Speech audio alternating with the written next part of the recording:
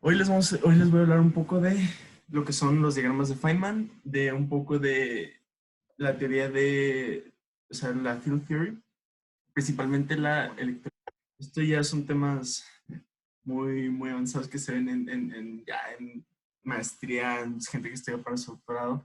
Entonces, pues vamos a tratarlo de manera un poco superficial para como que llamarles la atención, llamarles su interés a este tema y que ya si en serio les gustan, porque pues creo que todos los que están aquí están para que, pues no sé, se pongan a leerlo, porque esta, esta teoría tiene pues, implicaciones muy interesantes y como que es una nueva manera de ver las cosas. Y también, pues, los diagramas de Feynman, o sea, un poco mostrarles cómo estos dibujitos son como que una herramienta excelente y muestran la creatividad que tenía Feynman, pues uno de los grandes mentes del siglo XX. Pues, por si no lo conocían, les presento a Richard Feynman. Nació el 11 de mayo de 1918 en Nueva York. Se graduó de undergrad en el 39 del MIT. Sacó su PhD el 42 y pues hizo varias cosas después de salir de Princeton. O sea, fue asistente de investigación en Princeton, pero también participó en el proyecto Manhattan. Y principalmente él se enfocaba en hacer los cálculos necesarios para obtener, por ejemplo, cuál era la masa crítica necesaria. Fue profesor de Caltech, empezó a ser profesor de Caltech en el 50 y pues fue miembro de varias asociaciones como la Asociación de Física, American Physics Association, y la American Association for the Advancement of the Sciences. También fue este, investigador o sea, después del accidente del Challenger, que descubrieron básicamente que los O-rings fueron el causante de la explosión.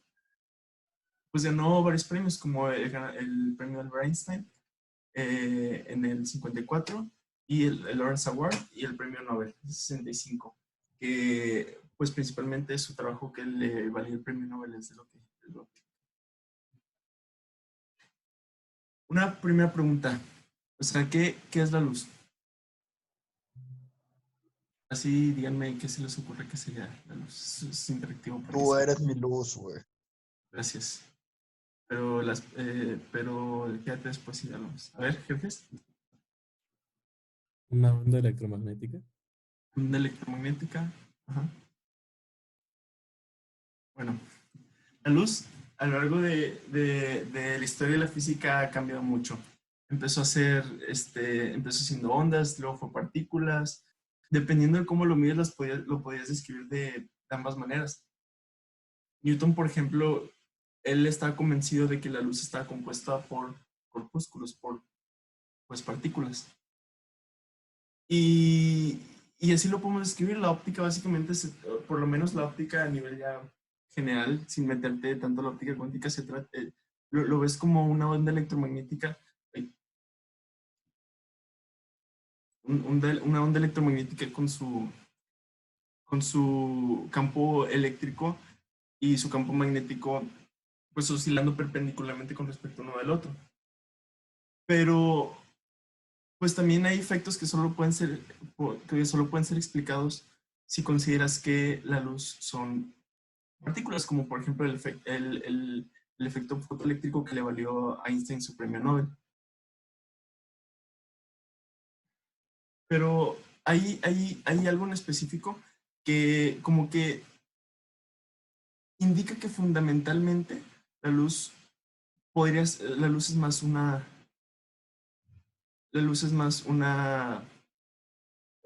partícula. Entonces, vamos a hablar ahorita de lo que es la reflexión parcial. Entonces, imagínense que tenemos una fuente de luz y tenemos un detector B que está dentro de un pedazo de vidrio. Tenemos un detector A que está por ese pedazo de vidrio. Entonces, este material es transparente, pero no es, o sea, no es completamente transparente. Parte de la luz que incide en la interfaz, pues se regresa. Es lo que detecta el detector A. Y de nuevo, esto de manera clásica lo puedes ver, o sea, lo puedes estudiar y puedes ver cómo sale a partir de condiciones de frontera y de las ecuaciones de Maxwell. Pero, ¿qué pasa si comenzamos a atenuar la luz? Que no tenga toda la intensidad que tiene. Mientras vamos bajando, vemos cómo cada vez la intensidad de la luz que llega a B y que llega a A, pues va decreciendo, pero proporcionalmente sigue siendo la misma. Hasta que llega un punto donde ya la intensidad ya no baja.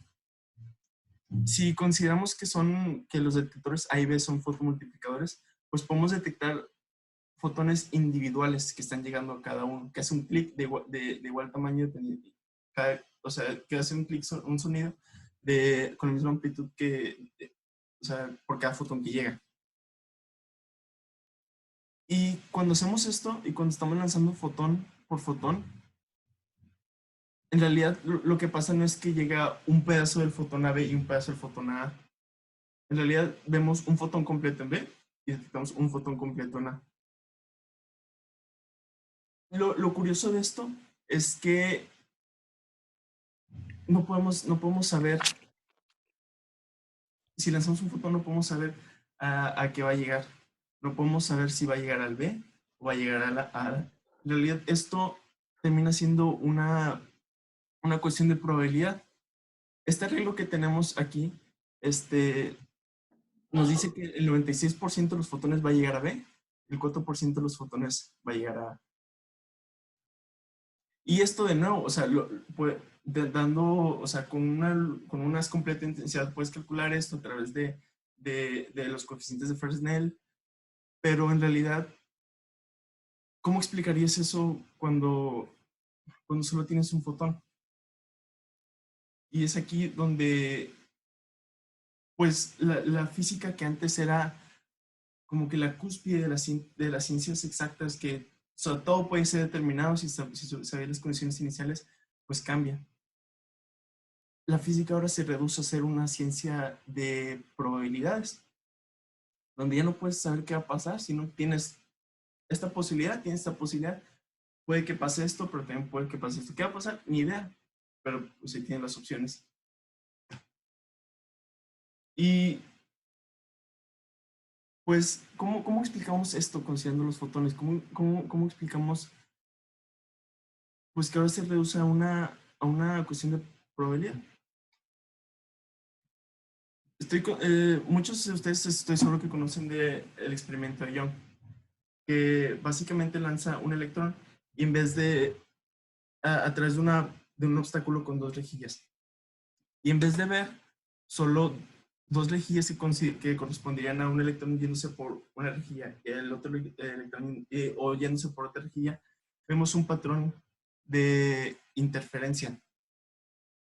Que de nuevo, si lo vemos como una onda, pues podemos ver cómo estas rejillas dividen el frente de onda en dos y Se mete y vuelve a salir. Se mete y vuelve a salir. Se mete y vuelve a salir. ¿cómo se dice? Y pues interfieren para crear este patrón de interferencia. ¿Qué pasaría? Y entonces, ¿qué haces? Pues tienes esta rejilla, le sumas la interferencia de esta rejilla con esta rejilla. Si viene un electrón o un fotón, pues ¿cuál es la probabilidad que venga por esta y cuál es la probabilidad que venga por esta? Y lo calculas y tienes el patrón de interferencia. Pero ¿qué pasa si tienes una tercera rejilla? Pues es lo mismo. Tienes un patrón de interferencia de esta, una de la segunda y una de la tercera. Y si le vas agregando más y más y más, pues vas metiéndole más y más y más interferencias de cada una de las rejillas. Pero ¿qué pasa si tienes infinitas rejillas en tu pantalla? Pues, o sea, puedes seguir esta analogía y llevarlo hasta el límite de infinitas rejillas, pero si lo piensas, pues eso terminaría siendo en realidad que es una, que es una pantalla completamente, o sea, que no existe la pantalla. Pero aún así, y, y la historia cuenta que eso fue lo que le preguntó Feynman a su profesor cuando le enseñaron a partir de esto. Y es de ahí donde lo sacó. Que en realidad eso es lo que puedes hacer. puedes considerar una región con infinitas aperturas y preguntarte cuál es la probabilidad de que llegue un fotón de I a F en este caso. Y esto es principalmente lo que hizo Feynman. Feynman reformuló la mecánica cuántica de pasar de la ecuación de onda de Schrödinger a algo que se llama la integral de camino de Feynman. Y esta integral lo que hace es que agarra todos los patrones posibles, todos los caminos posibles que puede tomar una partícula, independientemente de qué tan probables sean, y pues con eso calcula la probabilidad de que llegara de un punto al otro punto. O sea, calcula la probabilidad de que venga por aquí por el medio por G, calcula la probabilidad que se vaya a A y luego a F, o que vaya a M y luego a F. Y de una manera más fundamental, estas probabilidades las puedes representar como flechitas. Que eso es lo que hacen y eso es lo que cuenta Feynman. O sea, en realidad toma demasiado tiempo aprender a hacer esto porque aprenden a hacer trucos para hacer estas sumas más fáciles. Pero fundamentalmente cada camino lo representas con una flechita que representa su probabilidad. Entonces, para obtener la probabilidad de que llegues de un lugar al otro, de un lugar al otro, sumas cada una de estas flechitas. Que vaya por A, que vaya por acá, por acá, por acá, por acá. Y así obtienes la probabilidad de que llegue de un punto del I al F. Y mientras, y es una integral porque pues sacas pues sacas la integral de todos los caminos infinitos que pudiera tomar, que pudiera tomar esa partícula. Y pues esto, y esto no solo son líneas rectas, también pueden ser caminos así curvos, se puede ir para acá y luego regresar, en realidad no tienen que ser líneas rectas. Y nuestra noción de que la luz llega de un lugar al otro por el camino más directo, el principio de Fermat principalmente, en realidad no es otra cosa más que los caminos directos son los que suman, los que en realidad le suman una mayor probabilidad a la suma de todas las probabilidades. Si dibujamos de nuevo las flechitas para los caminos, por ejemplo, el camino aquí, el camino B y el camino A, pues vemos cómo se viene para acá, para acá. El camino F y el camino G, la flechita del camino F va para acá y el camino G para acá. Pero cuando consideramos las del C, D y E, pues vemos cómo son las que contribuyen más a la suma de todas las amplitudes. Como la flecha que indica nuestra probabilidad, que mientras más grande es la probabilidad de que llegue de un lugar al otro, está compuesta principalmente por los caminos más rectos. Y esto en realidad no sé. Y en realidad la luz no viaja en línea recta. La luz viaja dentro de un pequeño espacio. Las partículas se mueven dentro de un pequeño espacio que es el que está dado por los caminos más probables, cuyas flechas aumentan más la probabilidad de que llegue de un lugar al otro. Y pues esta visión del movimiento tiene, o se explica muchas cosas de muchas maneras muy interesantes. Por ejemplo, si consideramos que se mueve de S a P a través de un espejo, no nos limitamos únicamente a que el ángulo de incidencia sea el mismo que el ángulo de reflexión. Porque pues ya vimos que un fotón se puede mover como quiera, a través del camino que quiera. Entonces tenemos que considerar la probabilidad que se mueve de S a A y luego a P, o a B y luego a P, o así se va todo eso. Pero de nuevo, cuando consideramos la flechita de A con la de M, eh, se terminan, o sea, en realidad no son las que están contribuyendo mucho más a la probabilidad total, solo son las que están aquí en medio y pues es por eso que vemos como si la luz se reflejara únicamente en medio. Pero pues para mostrarles que en realidad no es un constructo, una construcción matemática, que en realidad la luz se está moviendo. Lo que podemos hacer es simplemente, aquí la dimos por secciones, pero podemos quitar las secciones que están construyendo destructivamente. Podemos, para que en vez de que haga, no sé si lo tapa, pero aquí abajo hay una espiral que muestra la suma de la amplitud de probabilidades. Para que en vez de dar vueltas, esos caminos que nosotros pensaríamos que no se están, que no podría tomar, en realidad sí lo están tomando. Entonces, si quitamos esos pedacitos, que lo quito, que pues aquí lo ponemos como negro, en realidad vemos cómo, o sea, sí se termina reflejando de eso. O sea, sí se termina reflejando a través de esos pedacitos que nosotros dijimos, no, pues no es posible. Y cuando haces eso, lo que obtienes es una lejía de difracción. Y la manera en la que, y cada, la flechita calculada para cada camino es muy distinto dependiendo de la longitud de onda. Por eso, si quitamos estos, pues veríamos, si quitamos los oscuritos, veríamos luz azul reflejada. Pero no necesariamente veríamos la roja, porque pues depende mucho de la energía, en este caso de la longitud de onda del fotón, para saber qué tanto afecta cada camino a la probabilidad, a la suma de las probabilidades.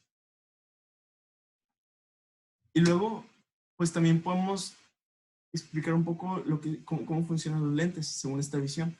Porque imagínense que queremos que de un punto S a un punto P, lo que queremos hacer es que cada camino sea igual. Que no importa el camino que tome, pues todo sume constructivamente a la probabilidad de llegar de S a P. Entonces, ¿qué hacemos? Pues le ponemos un material que es un poco más grueso aquí en medio. Entonces, este material está retrasando un poco la luz para que el camino que tome de acá a acá tenga la misma amplitud que toma de acá a acá. Y como este está un poco más largo, pues es un poco menos grueso. Y así nos vamos. Entonces, lo que estamos construyendo en realidad es un lente que está enfocando la luz en el punto P. Oye, bro, ¿no es eso lo que acaba de hacer el ex estudiante de IFI, el que resolvió el problema de más de 2000 años? No, él lo que hizo es que cuando estamos construyendo lentes tenemos que hacer varias aproximaciones. Entonces, cuando construyes un lente esférico, tiene algo que se llama aberración esférica. Y si tienes un lente esférico y tienes tus rayos, los que están más alejados del eje de propagación, que es el centro, se refractan más. Entonces, él lo que hizo fue obtener una fórmula para quitar este tipo de aberración. Porque si quieres enfocarlo en un punto, en realidad no todos están enfocando en el mismo punto. Ya. Nice. Pero pues si no, uno podría pensar, o sea, bueno, tengo estos, pero en realidad, o sea, me acabas de decir que puede tomar cualquier camino posible.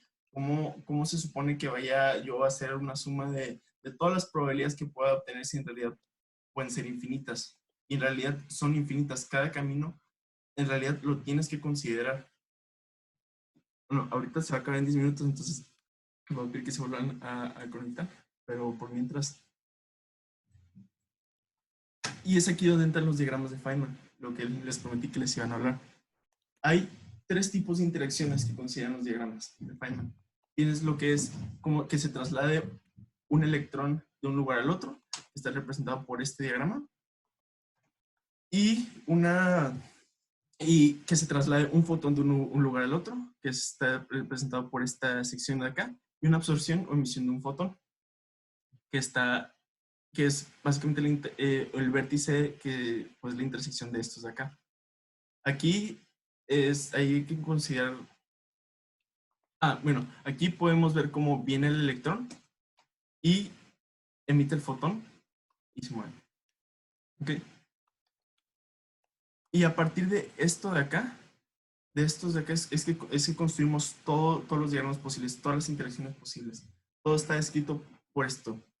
Y hay unas cosas que tengo que comentarles del poder de estos diagramas, lo que representan, lo que indican, porque podemos poner un eje, ¿no? Tenemos la posición aquí horizontal y el tiempo aquí. Entonces, vemos cómo se van moviendo conforme avanza el tiempo. Pero estos diagramas no solo, o sea, representan, perdón, representan muchas cosas. Porque, por ejemplo, aquí puedes ver un positrón, que es el antipartícula del electrón, que está representado por una flechita hacia atrás.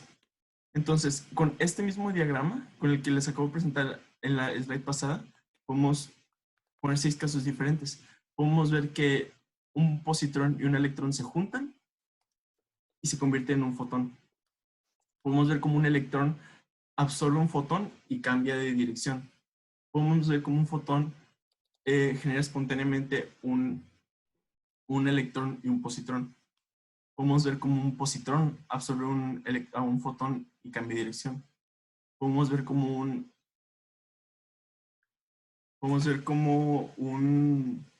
bueno, de nuevo también un positrón emite un fotón y cambia de dirección. Podemos ver como un fotón es absorbido por un positrón para que cambie de dirección. O sea, no solo podemos jugar con el número de vértices, sino también con la posición y la relación entre ellos para, pues, describir todo lo que está pasando. Aquí yo tengo una duda. ¿Sí? ¿Qué evento puede ocasionar que un fotón se convierta en un positrón y en un electrón? ¿O así Son, espontáneamente?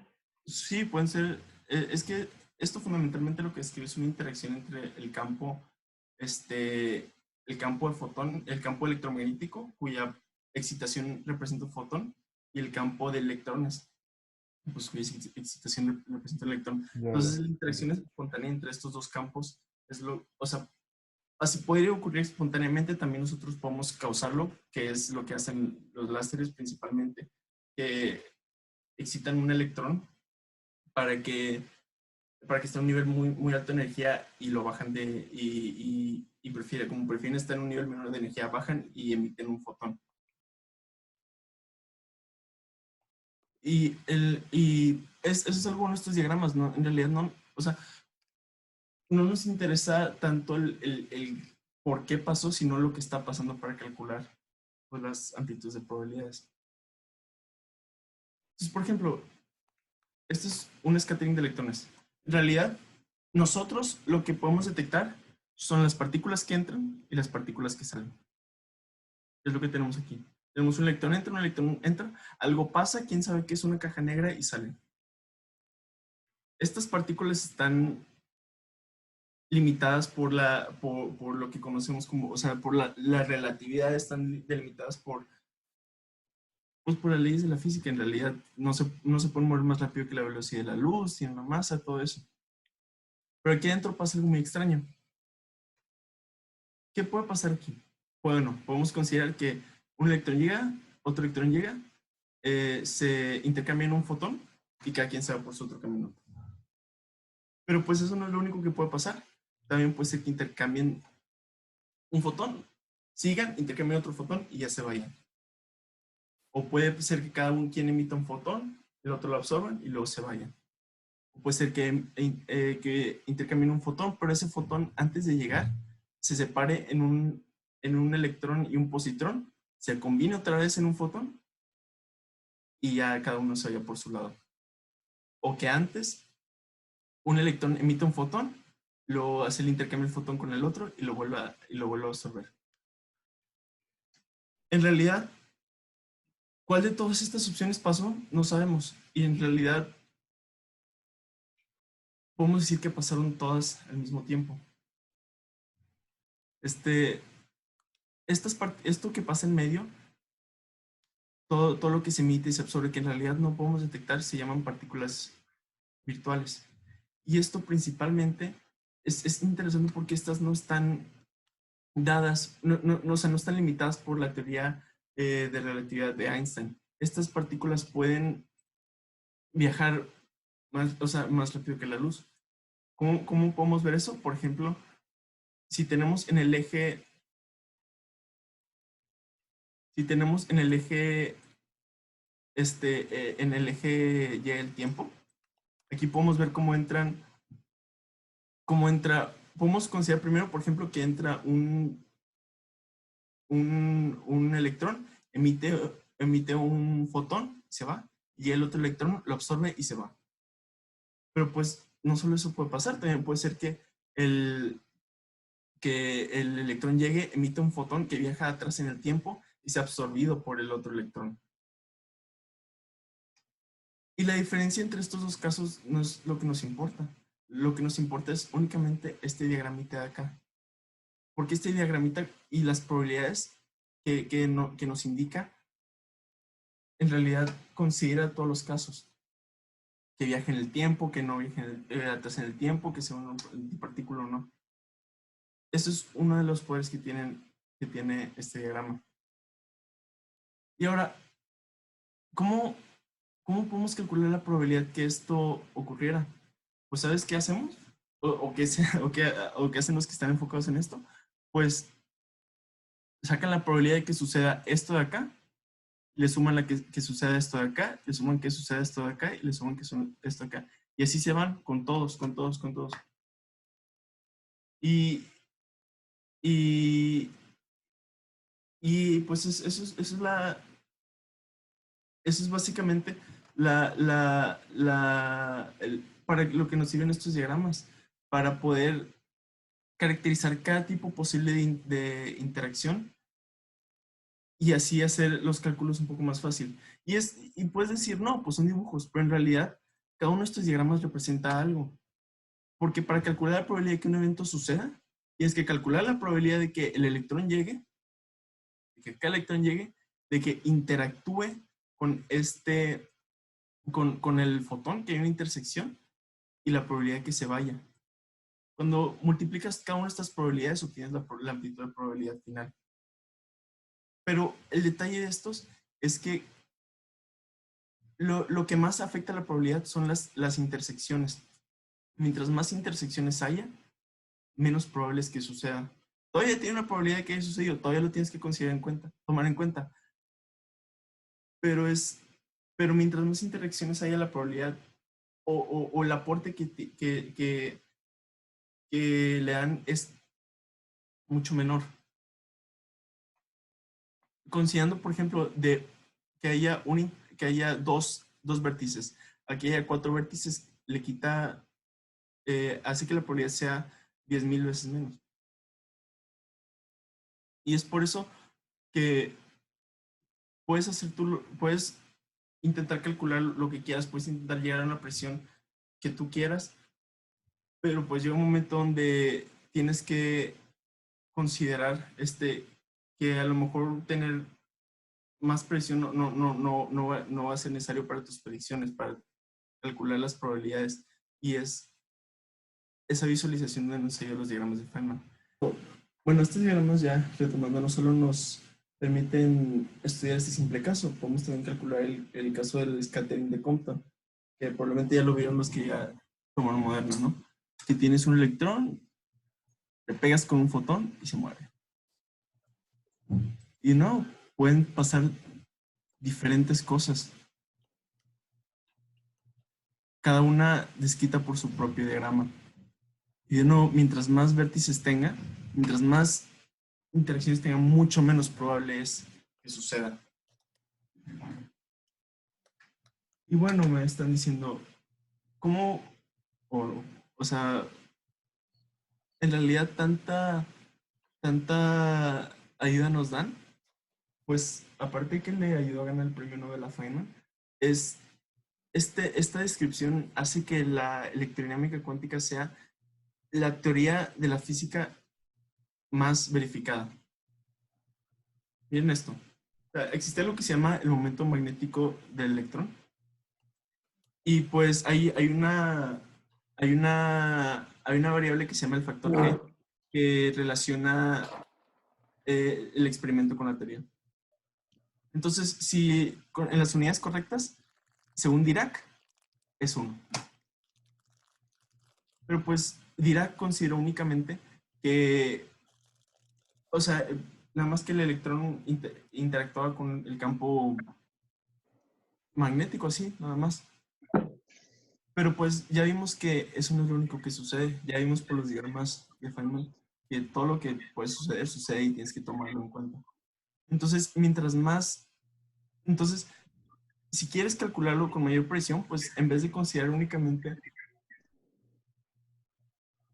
un poco, nada más para comentarles rápido, que, o sea, pueden ver todo este nivel de presión que calcula la teoría, que es el factor G, y esto es lo que se calcula experimentalmente. O sea, esta precisión es equivalente a medir la distancia de Los Ángeles a Nueva York con un error del ancho de un pelo de una persona. Para que vean qué tan en serio va esto. Entonces, no, Dirac considera únicamente, tienes el electrón, interactúa con el campo magnético, que pues es el fotón, y ya. Pero pues nosotros sabemos que el electrón puede absorber un fotón, absorberlo y interactuar con el campo, o que lo haga después, o que lo absorba, interactúe con el campo y luego lo absorba después, o que el fotón llegue, se haga electrón-positrón y ya interactúe con el electrón. Entonces, tomar cada una de esas cosas es lo que nos permite obtener valores cada vez más precisos de la teoría.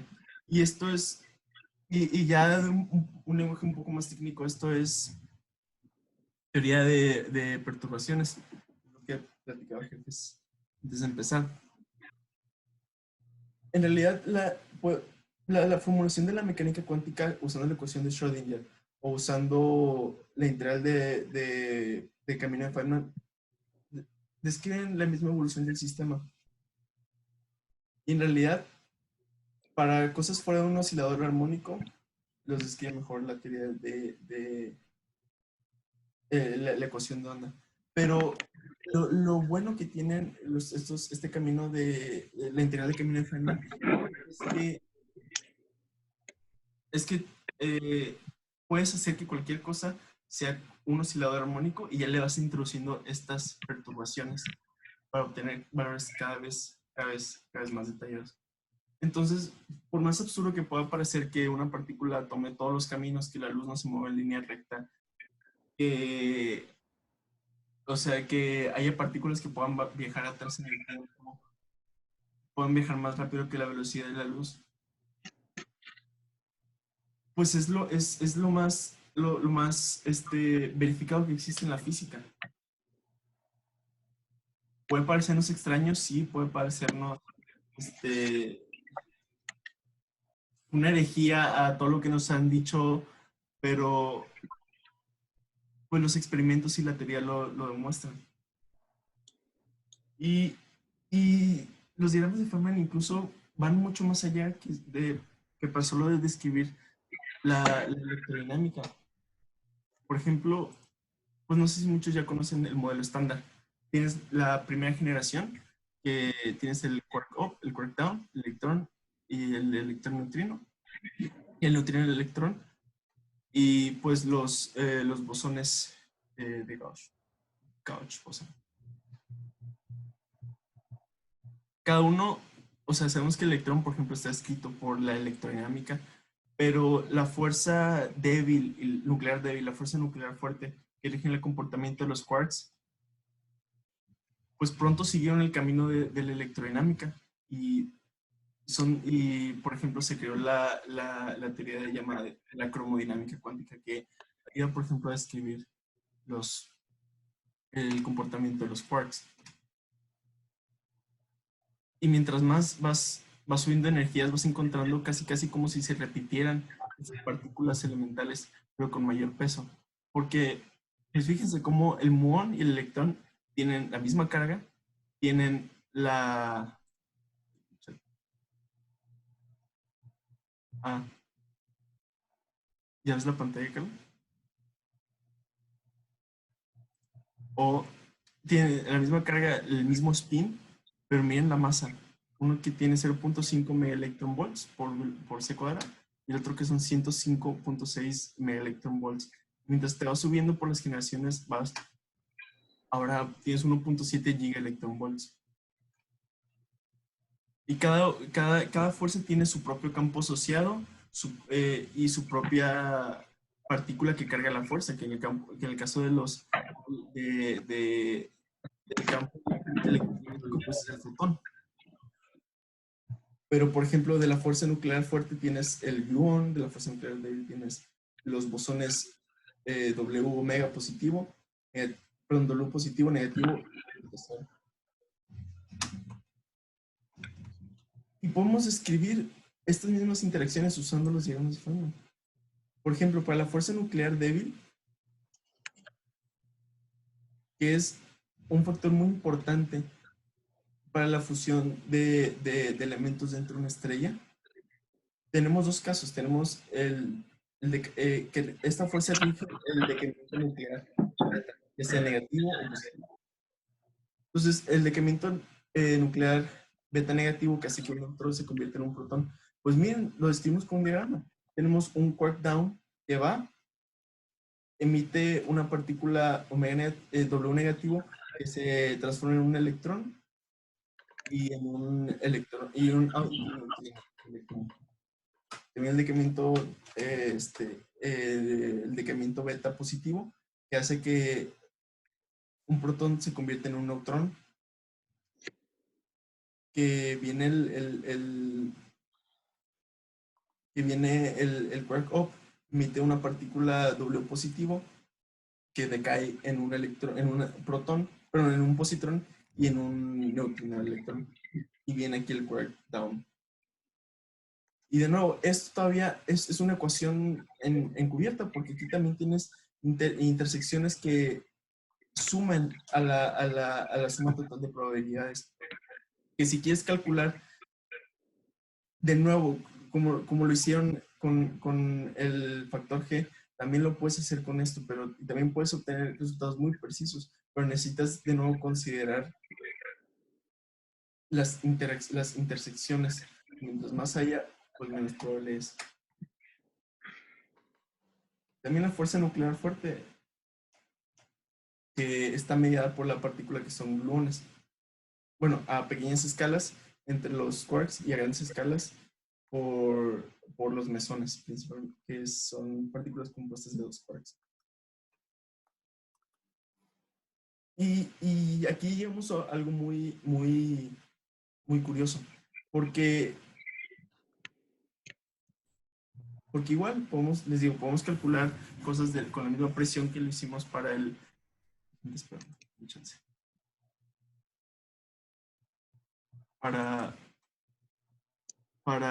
para el caso del electrón interactuando con el campo electromagnético. Pero en realidad, en ese caso, mientras más interacciones tenías, más rápido iba bajando la probabilidad hasta que ya no tenías que considerar tanto para tener mucha precisión. Pero en este caso las partículas son, o sea, tienen una interacción tan relevante que no puedes ir a la segunda intersección o a la cuarta o a la sexta intersección, ignorarlo. Tienes que considerarlo porque si no, en realidad varía demasiado el valor. Y pues estamos en este caso en un punto en el cual hay experimentos que tienen un valor. Tenemos la teoría para calcular o sea, el valor para comprobarla, pero requiere tanto poder computacional, o sea, no puedes ignorar tan fácilmente las interacciones, porque con cada interacción hay muchos diagramas más que tienes que considerar, que pues no puedes compararlos uno con el otro. Y este es el camino que últimamente ha seguido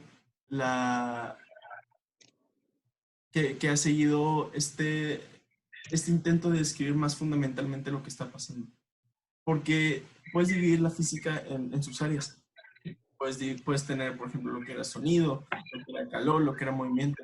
Pero mientras vas viendo más fundamentalmente lo que son las cosas, vas encontrando conexiones. Dices, no, pues sí es cierto, el sonido es movimiento y el calor también es movimiento, pues lo podemos juntar con movimiento. Y vas encontrando conexiones. Y ahorita y es básicamente lo que, pues como físicos intentamos hacer, supongo. Descubrir conexiones, simplificar las cosas hasta obtener una razón un poco más fundamental de por qué suceden las cosas. Y es curioso que tanto las fuerzas de gravedad fuerte, débil, como el electromagnetismo lo podemos descubrir en de Feynman, porque es una de las cosas, pues que simplemente nos gusta una manera de interpretar las cosas, de explicarlas, pues con los campos, y intentamos hacer que todo caiga a ese modelo. Por ejemplo, se está intentando hacer se está intentando lograr con la gravedad, se está intentando explicar la gravedad como un campo con su partícula, el gravitón, que todos sabemos que pues, todavía no, quién sabe si va a existir, si se va a descubrir, ¿verdad? O que, y puede ser una señal de que si lo podemos escribir así, que pues nos gusta escribirlo de una manera, nos agarramos y si intentamos expresar todo. O que la naturaleza en verdad sí. Y si se ven similares es porque hay algo mucho más fundamental que los conecta. Entonces, así como alguna vez se logró conectar el sonido con el calor o con el movimiento, pues esperamos algún día encontrar algo que nos permita, pues que nos permite explicar todo de una manera más simple y más sencilla.